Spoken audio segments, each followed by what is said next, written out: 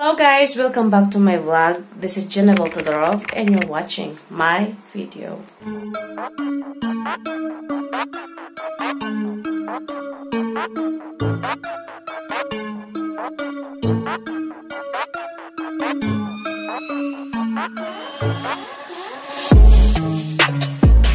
Sa last upload ko po, may nagtanong kung saan daw po ako sa Bulgaria. Ito po siya yung nagtanong. Ayun na, iba-vlog ko lang yung tanong para may content naman po ako, ma'am. Anyway, hello ito pala yung viewers. sa akong Bulgarian. Kamusta ka? Zdrasti. Shout out po kay Ma'am Beth. Shout out Beth, everyone. Beth.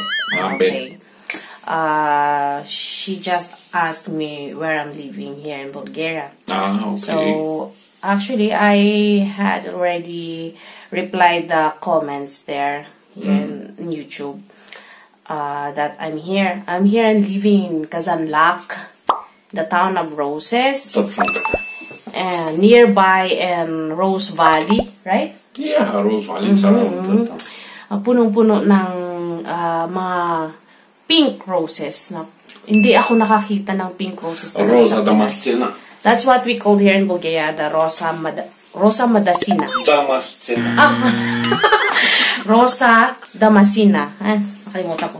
Basta, kung hindi ka po pa nakakapunta dito, Ma'am Beth, ewan ko lang kung nakapunta ka na or di pa, ang ganda talaga as in. Pag maka-attend ka ng Rosa Damascena Festival, as in, napakaganda talaga. Hindi ako nakakita ng pink roses talaga sa Pinas. Noon sa amin, sa lugar namin, yun lang. So, yun lang po, for today's video, sasagutin ko lang yung comment mo doon na kung saan ba daw ako sa Bulgaria. Short video lang, short vlog lang naman to kasi patulog na po kami. Alas 12 na dito. Mag alas 12 na, quarter. Yun. So, ayun na nga po. That's it.